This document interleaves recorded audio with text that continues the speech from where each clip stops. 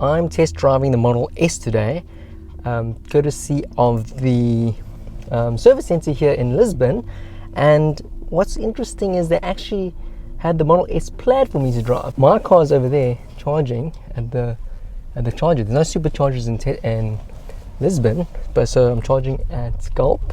Basically, they recommended a route, and I'm going to change the acceleration and steering to Plaid mode now and increase the suspension to high. So that's how high the car is. Let me just make it medium, and then I'll put it on sport suspension so it's much stiffer. This car feels completely different to the Model 3. A lot of people have said that they've upgraded the new Model 3 to be quite similar to the S, and I have seen why. I mean, the steering wheel buttons, they feel similar to the 3, but they are touch sensitive. The panel here doesn't move, so it's also haptic feedback. I suspect that the Model 3 is actually haptic feedback. A lot of people have been telling me that it's actually buttons, but I actually don't think so. I think that it's sorry, geez, I don't know if I'm used to this steering wheel, but basically a lot of people have said that it's actual buttons, but these feel the same in terms of response, except this panel is fixed in, so rather doesn't move. So I feel like the Model 3, they aren't buttons, but the panel moves, so it makes it feel like it's a button.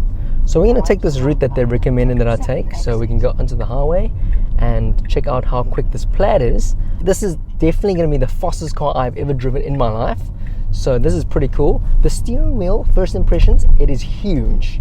It is literally I don't know, it feels massive, because obviously the Model 3's steering wheel is quite small, so my hands are quite far apart, as you can see over here. When you get into this car, it immediately feels like a much more plush premium car. If I had to compare this with the Taycan that I drove the other day, I must be honest, I think I'm getting used to the Tesla interiors. The quality of the materials and stuff here are really nice. It doesn't feel cheap at all. This Alcantara finish actually feels nicer than the Porsche, to be honest. I'm very impressed. I wouldn't think that I would like this Tesla interiors. This leather definitely feels not as nice as the Porsche though, because I think that's actual real leather, whereas this is faux leather, or vegan leather as people like to call it. But basically, let's see when we get onto the highway what the acceleration of this is like.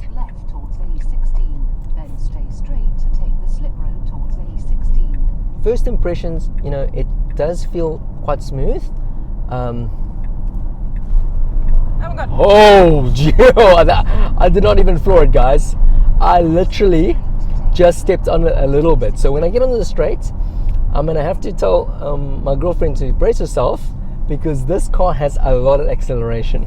A lot of the interior elements are very similar to the new Model 3. I see that the screen is much bigger, and this Tesla Vision is behind the yoke steering wheel instead of over here, so you can see that you can have your radio split over here. I think you can actually move these things about. Holy the speed has been limited to 140, so you can't really speed, but you can definitely feel the acceleration. Okay, so I'm cruising at about 80 kilometers per hour now. Oh my god, it's honestly like a roller coaster. Okay. I think the Model 3 is a great car, for the price. Actually, getting in here, I'm actually considering maybe I should get one of these now, because this is so much nicer. I mean, the Model Y doesn't come anywhere close to this. The previous Model Y, and the old Model 3, this honestly makes it feel like it's completely in a different league. This can compete easily with BMW, with Porsche. Obviously the Plaid is like the top of the range model. I'm sure the trim of the regular one is actually quite similar. So this yoke definitely needs some time to get used to. Mainly because it's not drive-by-wire, so it has full steering wheel turns, so you still have to, cross over. Whereas in the summer truck, it's a drive-by-wire, so you don't need to remove your hands or cross over, so you can do left and right turn, full lock without crisscrossing your hands. It's been very contentious of whether this is a good design or not, but basically the horn isn't here, so the horn is on this button over here. This is the same button that's in the Model 3, but I'm not sure what it does. It still doesn't do anything in this car. Here's the windscreen washers. Similar effect to the Model 3. Let's see if it's any faster, because that's one of the big problems with the Model 3. Oh, you actually use a scroll wheel to increase the speed. Yeah, these windscreen washers are not fast at all. They are actually very slow. Okay, I'm going to put them back to auto. In terms of size, is this the same size as the Model Highland? Okay, so The body. no, so the Model S is a significantly bigger car than the Model 3.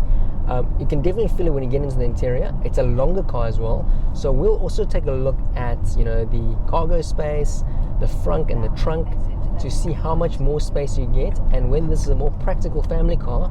It's a bit irrelevant for us because we hardly ever use the rear seats, but you know, for a lot of you considering between a smaller car or a bigger car, if budget's not a concern, and also, you know, you're probably in an area where you can drive a bigger car, I think the Model S is a worthy contender.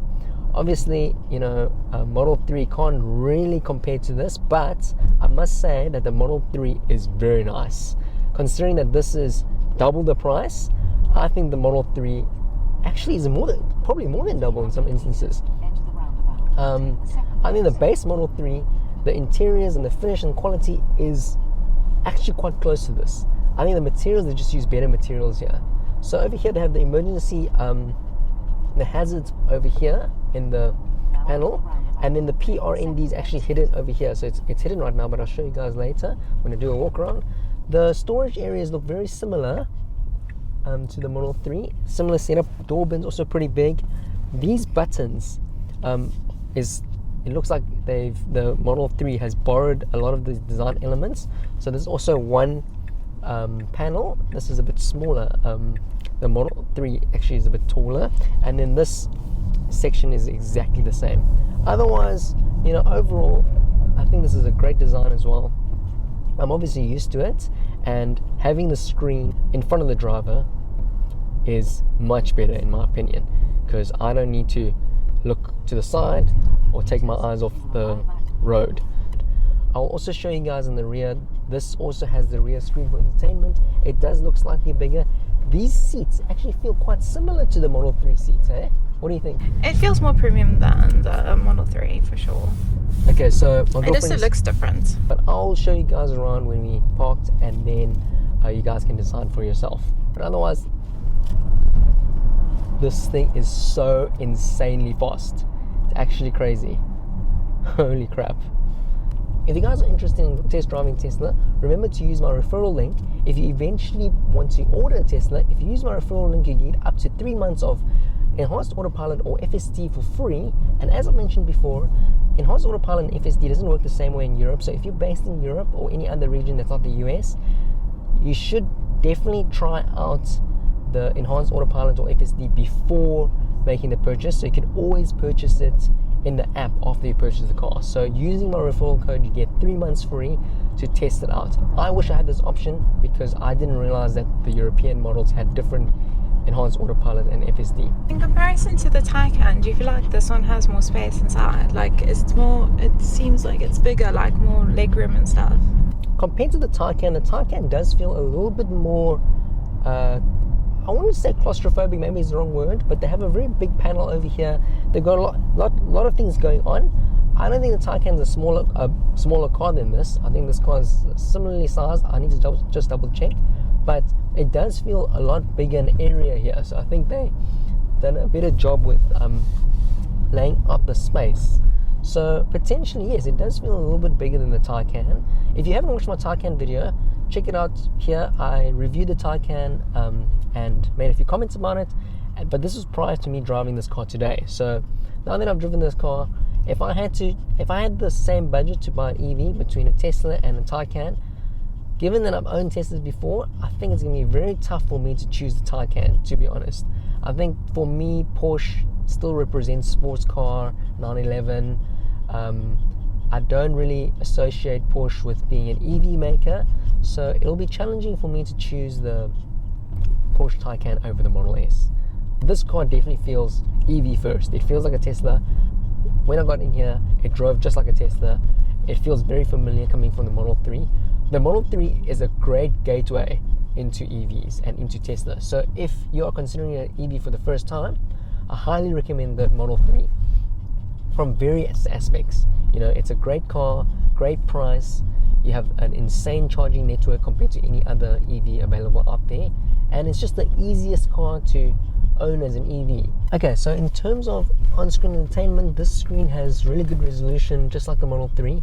It's got very deep blacks as well. Basically, the setup is very similar. The nice thing about the Model S, as I mentioned earlier, is that you can have a split screen because the Autopilot display and the speed is always displayed over here, so there's no need to obstruct anything when you're opening something else. So right now you can see I have got the camera's display. Interestingly enough, this camera's button is purely on the screen. On the Model 3 they've introduced a button over here to enable the camera, so you don't need to actually look down and press anything. So that's actually better in the Model 3. I also like that the Model 3 has a horn in the middle. There's no horn in the middle. You actually have to press this button here. I'm not going to do it because I'm in the neighborhood at the moment. And yeah, otherwise, this has been a pretty cool car to drive. I mean, I'm only spending about 30 minutes to an hour with it. And overall, I'm sold. I think, you know, coming from a Model 3, if I was looking for an upgrade for a big car, I think the Model S is definitely on the horizon. It is getting a little bit old, considering that I think the last refresh cycle was a few years ago. So I'm curious to see what the rumor mill tells us about when the new Model S is coming out. If the Model S looks like this now, the new Model S is going to be absolutely insane. So I'm extremely excited for that. And I don't know if I'll get the Plaid, to be honest, because I like fast cars, but for me, in my heart, I always feel like a fast car should be a race car. You know, obviously you can take this to track, but this is a saloon, like it's a massive car, right? So if I had to get a fast car, I'd get the 911 GT3 RS or 911 Turbo. I feel like these cars, if I get the Model S, I think it's good enough. Okay, as you can see, I'm driving through some smaller roads here in Portugal, and I'm used to driving pretty big cars. Before I got the Model 3, I was actually driving a BMW X3 SUV, so I'm pretty used to navigating a bigger car in a smaller space, but you can see that it's pretty maneuverable. I'm just going to change the pedals from Plaid to Sport because the Plaid is a little bit insane, to be honest. Like it, I can move it to chill. My girlfriend has requested chill, so let's go with chill instead. I think her heart rate's a bit high from all that acceleration. No, I just think that chill would be a better option for this road. Okay. We drive through these small roads with the Tesla Model S Plaid. As you can see, it's a very maneuverable car. Tesla Model S Plaid versus Type Reference in this one. I do feel like there's a little bit of cabin noise coming in. I think it's probably similar to the Model 3. I think the Model 3 is actually really quiet, actually. I think this one's quiet as well, but I don't think it's any quieter than the Model 3. So the windows double pane. Yeah, the windows are double pane as well, just like the Model 3. But I think it drives quite similarly. So if you've driven the Model S, the cabin sound is definitely quieter in the Model 3 than it is in the Model Y, for example. So if you've driven the Model S, then you can that experience in terms of cabin sound is quite similar in the new Model 3. So this car also has the same problem. If you don't press directly on the button, it doesn't register. So like this indicator buttons does take a while to get used to if you haven't used these before. I've been driving my Model 3 for 3-4 months now, and I'm loving these buttons. I do not miss the stalks at all. I think the stalks actually feel really outdated now. When I was driving the Taycan, it literally felt so weird that I had to, take my hands off the wheel, actually. So in terms of safety, it's been a highly debated topic on my channel, across Reddit, across everywhere. People hating it. Just drive it and test it for yourself. It's also difficult to understand whether you get used to it or not if you go for a quick test drive. But if you have the car for, I would say, a week or so, and you intentionally learn how to use it, there's no problems with these buttons, besides the fact that it sometimes doesn't register. But you can definitely tell when it's not registered because there's no sound, just like how if you didn't press the stalk down properly. So we're gonna park up there at Lidl quickly, and then I'm gonna take some few shots around the outside of the car, talk about the design elements. I need to hurry back because I think my appointment for this test drive is done, and I'll get back pretty quickly because we have Plaid. Okay, looking at the exterior elements, this car is very beautiful as usual. This part is much bigger in the Model S than the Model 3, but as you can see, it's a very long car, so the back cabin space is much longer. I think the doors don't sound as nice as the Model 3. So the door handles are different. You don't have to press in and pull. They actually come out like this. So you just nudge it, it's electronic, and to close the door, it's normal, but it definitely doesn't sound as nice as the Model 3. Take a listen. It actually feels like a German car. This rear design I think is getting a bit outdated, to be honest. I think these lights are getting a bit outdated. This Tesla band here looks a bit old as well. And if you look at the rear cabin space, wow, this is huge. And it's also a hatchback as well, so you can also take this completely off like the Model Y. And same with the Model Y, you can lower the back seats by pressing this or pressing that over there. I think it's electronic as well. But you can see there's a lot of space. Wow, this is huge. This is much bigger than the Model 3 actually, and the Model Y. And when you take a look here, the rear opens really big, so it's easy to load and unload cargo. Basically, I actually quite like this color for this car, but they did update it so it looks a bit like a puma, in my opinion, like a cat. It looks very beautiful. What do you guys think? Let me know in the comments below. Let's take a look at the Frunk. So the Frunk in the Model S is also not powered, and you can see it is actually a lot bigger as well, very wide, and it's also got the washer down here. The Model 3 is even lower, but the old Model 3 is up here, so it's a bit far. Yeah, you can see there's a lot of storage space, perfect for all your needs, and it's quite easy to close as well. So if you like Tesla already, I think this car looks really good. I do think it looks a little bit dated because it's been out for a few years.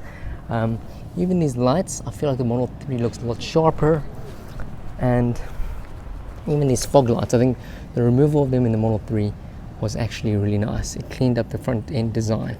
To close the tailgate, as you can see, it's also aligned just like the Model 3, so it feels a lot more comfortable than the old Model 3 and the Model Y.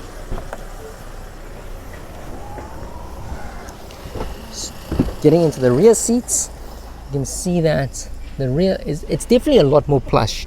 See, it looks a lot softer than the Model 3. You can see that there's a big screen back here, same options as the Model 3.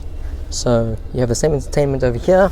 These seats do seem a lot bigger. This looks a lot wider, and basically the cabin definitely feels a lot more premium. The only thing I don't like is that this paneling is a bit too big. These front seats seem a lot bigger and a lot sportier. There's no pockets in the back here, but you can see that you get a little bit more legroom as well, and it's also got like this connecting two panels. But the thing is, just like on mine, it doesn't line up, so there seems to be a little bit of quality issues. I don't know if I like this trim that much. Maybe this is an option, but this trim here is actually similar to the Model 3 standard range. I'm surprised they didn't put the Alcantara, because they had the Alcantara on top, so it's a little bit confusing. And as with the Model Y, this has one glass panel. Getting into the front, you can see that these seats look very similar to the Model 3. They are definitely much more comfortable. They're softer, so they're also vented. I think you get cool and heated seats as well. This looks the same as the Model 3. And the pedals, oh my god, these pedals are way better than the Model 3 ones. The pedals of the Model 3 are horrible. I need to get upgrades for them. And yeah, so overall this is the design of the car. Okay, final thoughts of driving this car. If I was to upgrade a car tomorrow, I would definitely trade in my Model 3 and get this. Only hesitation is that it's getting a bit old now, and there's going to be a new model coming out. But otherwise, I've enjoyed every minute I've had with this car. It's a pity that I have to give it back to Tesla here in Lisbon. If you guys are based in Portugal and you're based in Lisbon, even if you're not based in Lisbon, remember you can schedule a test drive with TESLA Belas here in Lisbon. So the staff is very friendly and very professional. So you get to experience any Tesla you want to experience, they have the Model 3, the Model Y, the Model S, and the X. So if you're interested in any of the cars, be sure to check them out. Thank you for watching my videos. I really appreciate all the support. Remember to click the like button if you like this video and to subscribe, and we'll see you next time, hopefully in something even more exciting than this.